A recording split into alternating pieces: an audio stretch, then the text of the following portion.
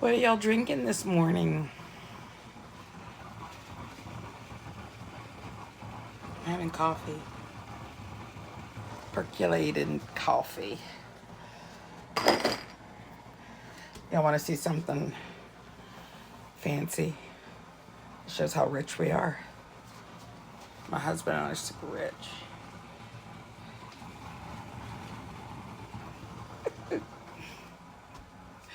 No, we just don't eat meat. We compromise. Okay, so for my coffee, I need my creamer.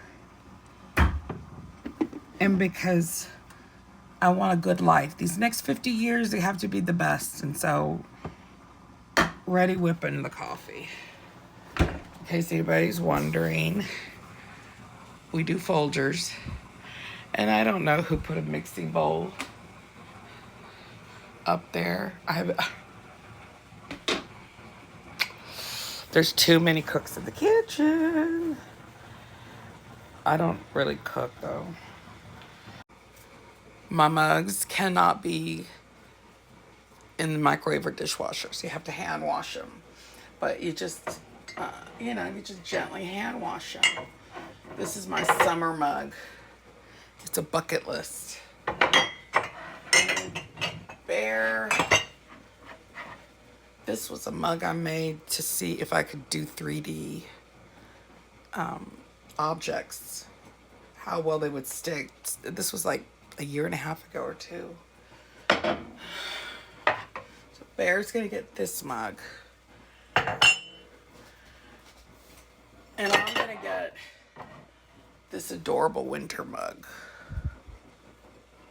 Yeah. I'm gonna get the winter mug.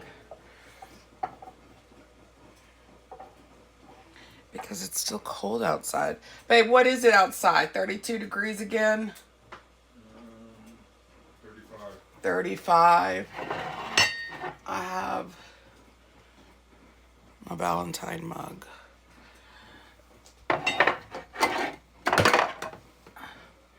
I made this for Bear. I'm going to serve him in this mug. And you know what? See, now I want my 70s vibe mug, which I'm selling now. Or the vintage Barbie. I think I want vintage Barbie. Okay. And then Bear, his adult mug, which he has a picture of me in it. All the things that he loves. Okay.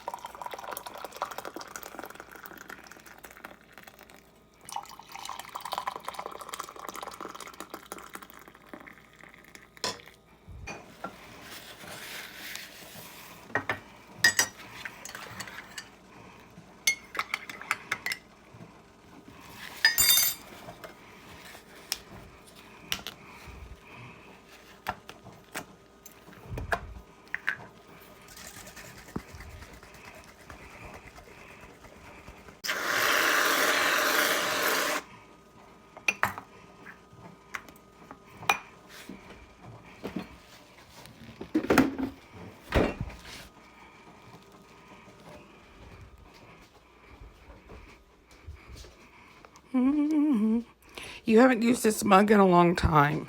Which one? The one I made you. I used it the other day.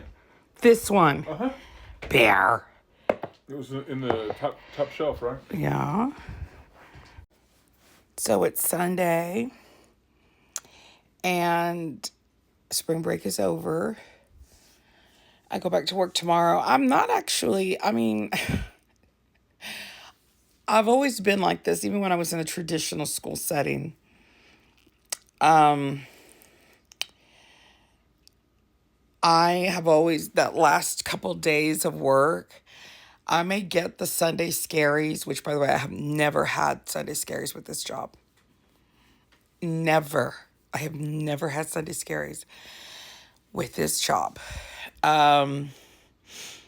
But in Corpus Christi, I would get Sunday scaries, and then they would disappear super quick because I loved working at the school I was at, and we had work to do. You know, I was teaching in a traditional classroom up to 150 students, and we were always doing something. So I miss the adrenaline. I miss the chaos, but not enough to go back. Never. It is so, I'm basically a certified teacher slash tutor. I get to work one-on-one, like literally one-on-one. My small groups are 3 students at the most. And I love it.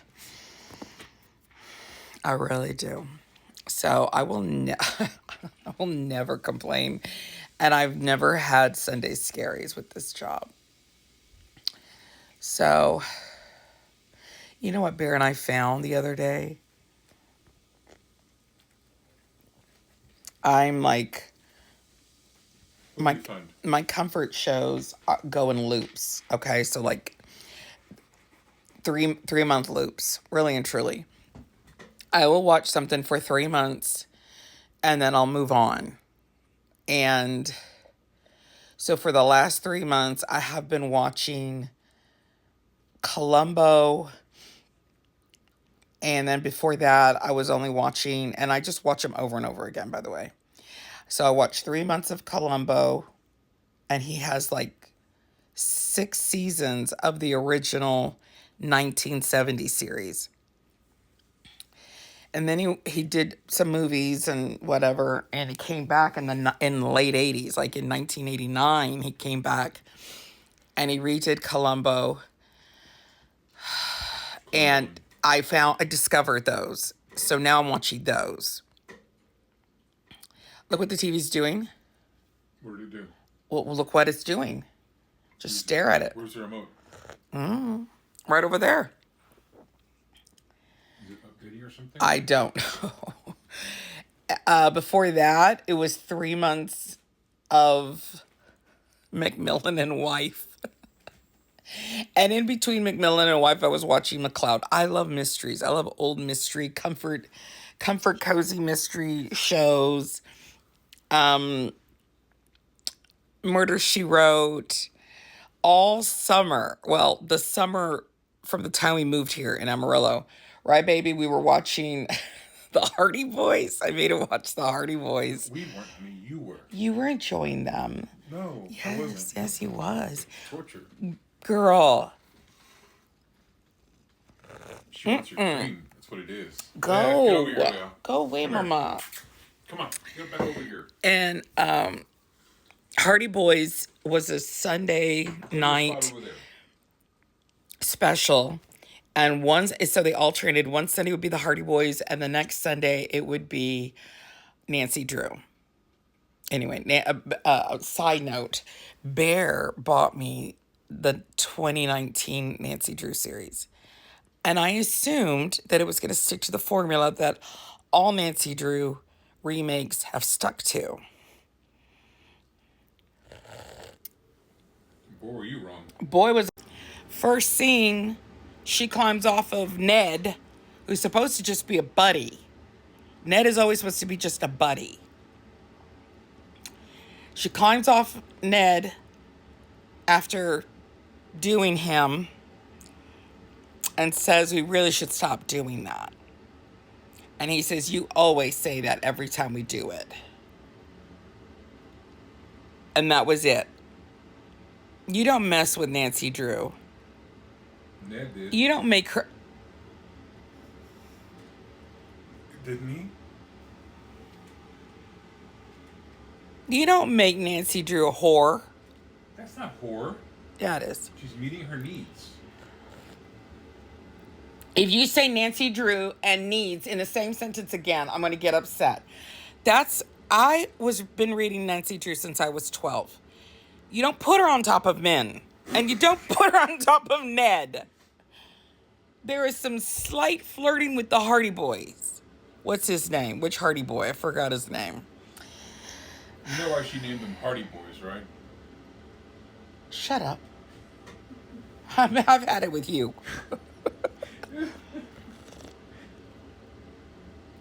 I'm just upset. So anyway, I needed a break from my mysteries because I just wanted a break. And I'm rummaging through channels, and what were we on? Peacock or something like that? I think so, yeah. And it said, what was the advertising? How was it advertised where it said, oh, the Bob Barker years. Price is Right, the Bob Barker years. And I thought, they're showing the old reruns. Now, I know that there's a game show channel that does that.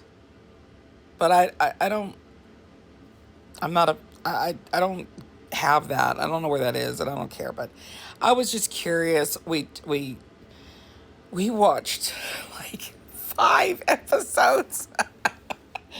And we were pretty good at figuring out what things cost back then. We were surprised how expensive ovens were back then. Right, baby? Yes, the shit that you would think was cheaper was actually more expensive. And I'm trying to figure out, that must be because they were American made back then. And then, yes, they must definitely were American made. Because that one particular stove oven combo was $1,300. Definitely. And then, of course, when China enters the picture, yeah. Because that episode was from the 70s, the late 70s. I was just kind of shocked. And trips were cheap. Remember, baby? He was getting Mexico, Paris. Yeah, there was one, like 4 trips, and it was valued at $4,000. I'm like, for 2 people for 3 weeks. No. Was it 4,000? I thought it was 800, and it blew our mind. No, it was 800. He said 2,000, and it ended up being 800. And we're like, wait. Hotels, airfare? What the hell's going on? Or maybe you were right. I don't think it was 4,000, baby. Oh, the whole thing was 4,000. Yeah, all of the 3 weeks. Yes. But there was also he had something else. He had the luggage. It was a lot of shit. It was a lot of stuff in his showcase. We were having fun. I like it. It's pretty neat to go back to that. And you know what we noticed? The open misogyny. Oh my God. Right, baby? Things that he was very he was openly innuendo-y. Yeah, he had a lot of sexual innuendos. Women not listening to their husbands, and yeah, he made a lot of jokes he made husband jokes, wife jokes. And one woman was wearing you remember the slinky, you remember crisscross backs, the crisscross that I remember because I wanted a bathing suit with crisscross, which is the straps crossed in the back. It was supposed to be very sexy. And again, why the hell am I asking my mom? And she's okay with me asking for a sexy bathing suit at 8 years old. I said, Mom, I want it high cut and crisscrossed in the back. Anyway, this woman is wearing a bodysuit with probably Jordache because they were dark blue denim with the gold stitching. she was right on brand for that era. And Bob Barker he says, after everyone claps, because she come on down, whatever her name is. So let's say her name is Betty Sue. So Betty Sue comes on down, and then once she's there, he doesn't ask her, greeting questions like, Betty Sue, where are you from, or whatever. No, he wastes time talking about the cameraman focusing on her breast. focusing on her, and the cameramen need to adjust themselves. Excuse me. I think I had a coworker that said, see, you think of those things fondly, so why is there such a big fuss about the way things were back then? I said, because that was the light side of misogyny. The dark side of misogyny we paid for. You didn't, but we did. And in the 70s and 80s, I wasn't old enough to be paying that price. You understand?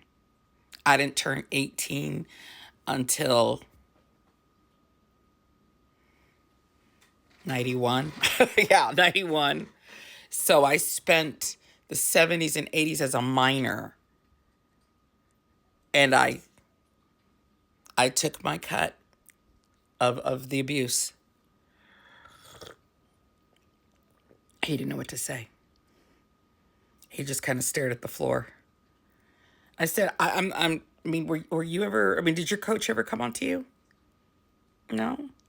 Just openly felt comfortable talking about your breast bouncing as you're running laps?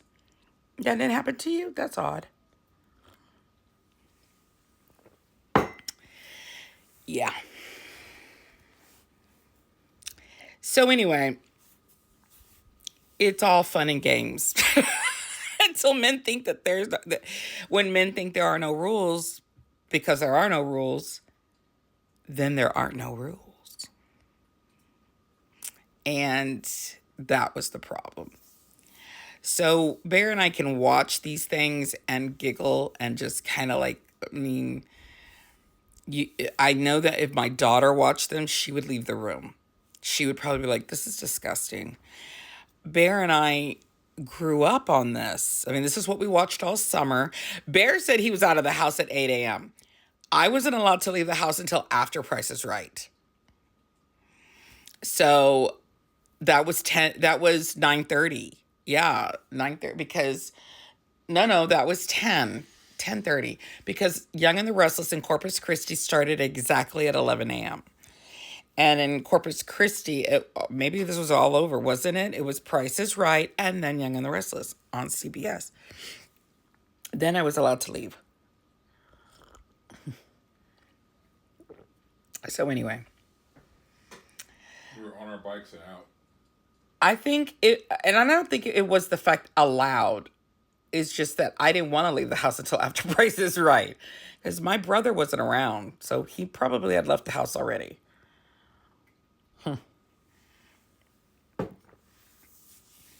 So, anyway, we found Price is Right, and it was nice. It was a good watch. It was weird to see the things that you'd seen before. Yeah. And then not realize what was going on. As a kid, you don't get all the innuendos and stuff. As my mother, for my 6th birthday gift, bought me the Grease album. And all I did, because I had a record player, I got a record player months before for Christmas.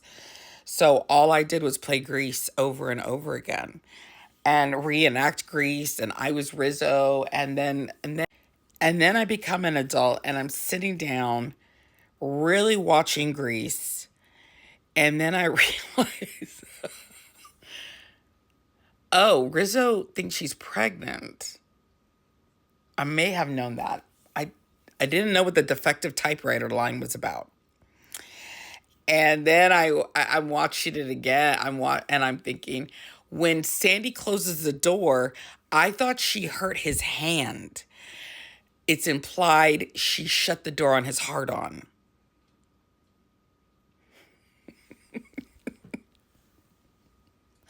And I didn't know what a 25-cent insurance policy was. It's called a condom. Mm-hmm. And my mother bought me the album when I was 6 years old. What a goofball.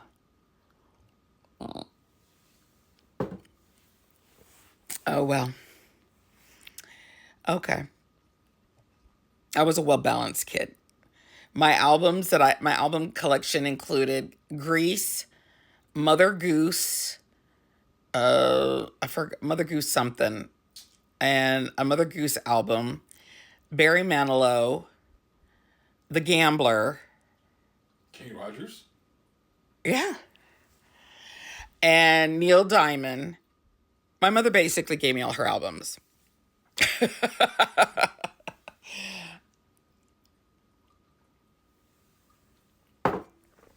Okay.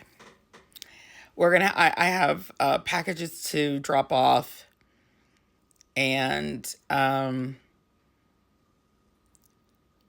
had a wonderful time. We spent 2 whole days just babysitting our granddaughter and just playing with her, and she loves us, and that's always heartwarming, is that she sees us and she does the arms. That melts Bear. Bear's done for. And we love that. We just got some time to be with our granddaughter, and I don't know. The apartment doesn't look too messy, baby. The what? The apartment? It's just superficially messy. Yeah, just things need to be put in its place, that's all. And I already have my lunch stuff. I'm ready for the week. And then I have 2 weeks before my surgery. Right, baby? If my surgery is April 7th, I only have 2 weeks. Mm-hmm. Right? Yeah. Well, today's the 16th. So technically it's 3 weeks. 3 weeks. Okay. Y'all have a great one. I'll talk to you later.